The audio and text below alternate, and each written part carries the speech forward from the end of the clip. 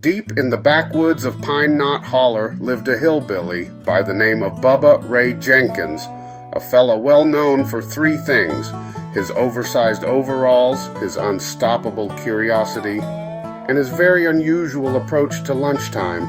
It was a humid afternoon, the kind where the cicadas scream louder than your thoughts, and Bubba Ray's stomach was growling like a bear with a toothache. He rubbed his belly and said to himself, "Dadgummit, I reckon I need me something to eat." Now, most folks might fry up some chicken, make a sandwich, maybe even grab leftovers, but not Bubba Ray. Oh no. Bubba Ray emerges from a weathered wooden shed carrying his contraption, a fishing net tied to a long stick with twine attached. He holds it up proudly, examining his masterpiece of engineering. The camera follows him as he walks with confident swagger toward the woods. Dappled sunlight filters through tree branches, creating natural lighting patterns on his face and the contraption. He had his sights set on fresh squirrel, the way his grandpappy taught him. He trudged through the woods with a confident swagger, holding his masterpiece of engineering, a fishing net tied to the end of a stick, and a long piece of twine running from the net to his hand.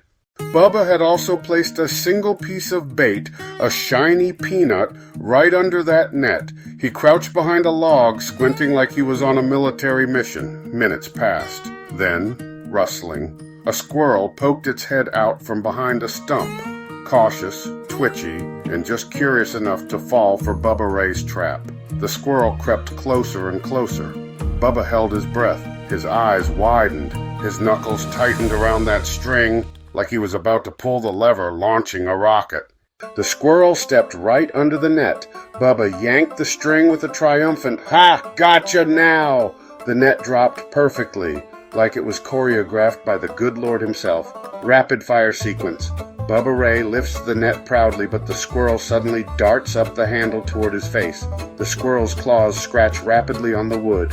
Bubba Ray's expression freezes in pure panic. Bubba Ray sprang to his feet, pumping his fist in the air, dancing around the clearing with excitement. He lifted the net proudly, ready to admire his catch. But Bubba Ray had miscalculated one thing. That squirrel had no intention of being lunch. His boots kick wildly, his hat spins off like a UFO, arms flailing dramatically. The squirrel zips between his legs and disappears into the woods. Bubba Ray crashes down on his backside with a massive thud, dust and leaves flying. Before Bubba could blink, that squirrel darted up the handle of the fishing net straight toward Bubba Ray's face. Its claws scratched along the net like rapid-fire taps. Bubba's expression froze. His eyes got huge, and then it happened. That squirrel launched itself out of the net, and Bubba Ray launched himself straight into the air. A full 10 feet, like he'd hit a trampoline made of pure terror. His boots kicked wildly. His hat spun off like a UFO. His arms flailed so hard he nearly helicoptered himself into orbit. The squirrel zipped right under his legs, hit the ground running, and vanished into the woods faster than Bubba Ray's dignity. Bubba Ray landed on his backside with a thud that shook the dust off a nearby tree branch. Bubba Ray sits peacefully in his rocking chair on the porch. On a small table beside him is a plate with the tiniest piece of fried chicken and a tall glass of sweet tea with condensation rolling down the sides. He takes a long, satisfied sip of the tea, leans back contentedly, and grins slightly. The late afternoon sun creates warm, golden lighting. The woods buzz peacefully in the background. He sat there a moment, breathing heavy, blinking slowly, processing the absolute chaos he just survived. Finally, he sighed and muttered, "Well, dadgummit, that could have gone better." With his squirrel dreams crushed and his stomach still singing the blues, Bubba Ray trudged back home. A few minutes later, he sat on his porch, rocking gently in his chair.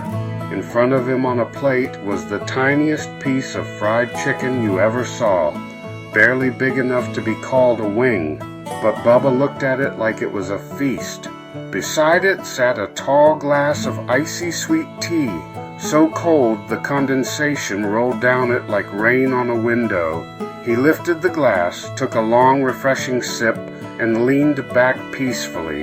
The woods buzzed, the sun glowed, his nerves finally settled, and with a little grin, he said under his breath, "Maybe tomorrow I'll try for a rabbit." Well, dadgummit, y'all, don't forget to hit that like button and subscribe. It sure helps the channel grow, you hear? Appreciate ya.